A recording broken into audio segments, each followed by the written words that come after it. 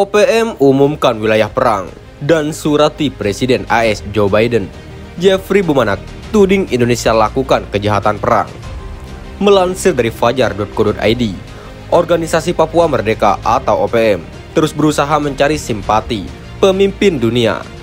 Kabar terbaru, OPM surati Presiden Amerika Serikat Joe Biden setelah umumkan wilayah perang dan menuduh Indonesia melakukan kejahatan perang. Wilayah perang yang diumumkan OPM tentu saja masih di Papua, yang merupakan bagian tak terpisahkan dari Negara Kesatuan Republik Indonesia.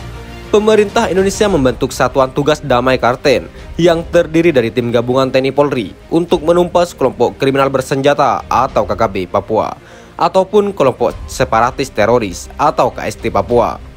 Juru bicara Organisasi Papua Merdeka atau OPM, Sebi Sambom, mengumumkan wilayah perang di beberapa daerah Papua, khususnya wilayah Papua Pegunungan, beberapa waktu lalu. Bahkan menurut Sebi Sambom, OPM akan menangkap dan menghabisi siapapun yang memasuki wilayah perang tersebut. Akan tetapi pada 21 Mei, tersebar di media sosial surat dari pimpinan OPM Jeffrey Bumanak kepada Presiden Amerika Serikat. Surat dari Jeffrey Bumanak tersebut diposting oleh akun Twitter Papua Web. Dalam surat itu, pimpinan OPM meminta Presiden Amerika Serikat Joe Biden memberikan perhatiannya atas apa yang terjadi di Papua. Organisasi Papua Merdeka, Gerakan Papua Merdeka, pemimpin Jeffrey Bumanak menyerukan peran proaktif dari Presiden Joe Biden dalam mengakhiri pendudukan militer Indonesia yang melanggar hukum dan aneksasi Papua Barat dan kegagalan kebijakan luar negeri Amerika. Berikutnya dalam melindungi 6 dekade kejahatan terhadap kemanusiaan, tulis postingan tersebut. Dalam surat itu, Jeffrey menuduh bahwa telah terjadi invasi dan pendudukan militer Indonesia. Jeffrey juga menyinggung perjanjian New York yang ditulis dan disponsori oleh pemerintah Amerika Serikat pada tanggal 15 Agustus 1962. Menurutnya, perjanjian New York yang tidak menyertakan atau representasi dari satu orang Papua Barat dan membuka jalan bagi rumah jagal ini. Orang-orangku menyebut perjanjian ini pintu gerbang neraka, tulis Jeffrey. Jeffrey juga mengatakan bahwa selama 6 dekade pengkhianatan dan pengabaian yang tidak berperasaan, orang-orang saya diperbudak, dipenjara, diserang, disiksa, diperkosa, dibunuh, dibantai, diracuni, dimiskinkan, kelaparan, dan dipindahkan secara paksa. Selain itu, juga disebutkan bahwa desa dibom. Bahkan sekarang, saat saya menyampaikan keprihatinan saya kepada Anda dan korban saat ini, anak-anak, keluarga setiap hari, setiap minggu, tulis surat tersebut.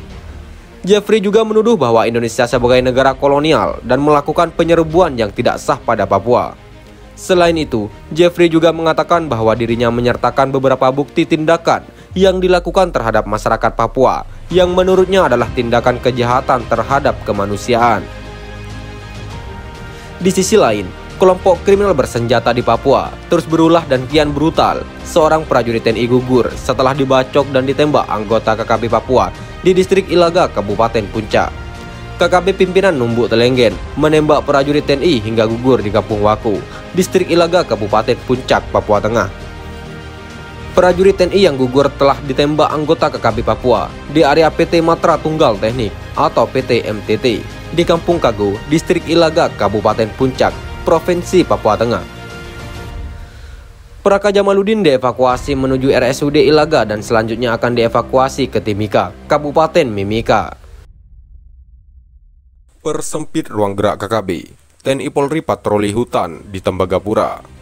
Melansir dari iNewsPapua.id, tim gabungan TNI Polri yang bertugas mengamankan area PT Freeport Indonesia kini melakukan patroli masuk ke kawasan hutan. Upaya itu untuk mempersempit ruang gerak kelompok kriminal bersenjata atau KKB yang masih meneror di kawasan Tembagapura.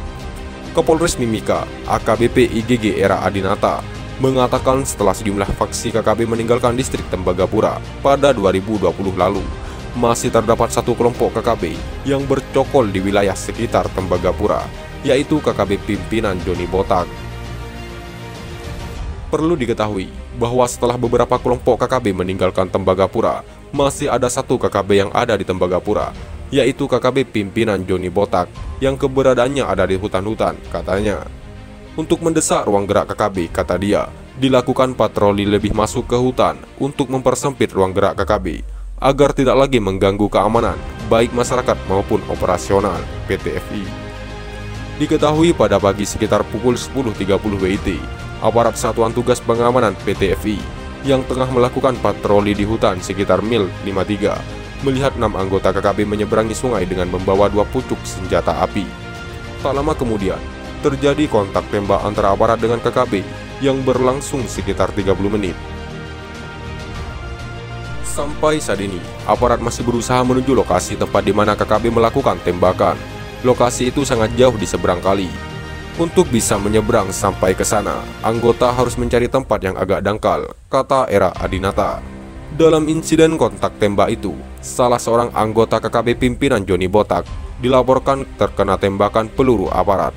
Sementara beberapa KKB lainnya ada yang terkena tembakan peluru pada bagian kaki. Kapolres Mimika memastikan hingga kini situasi wilayah Tembagapura dan sekitarnya masih aman terkendali. Kami menghimbau agar masyarakat ikut berperan serta dengan pihak aparat keamanan dalam menjaga situasi wilayah Tembagapura tetap kondusif, kata AKBP Era Adinata. Sekian dan terima kasih. Jika ada salah kata, kami mohon maaf. Jangan lupa like, komen, dan subscribe.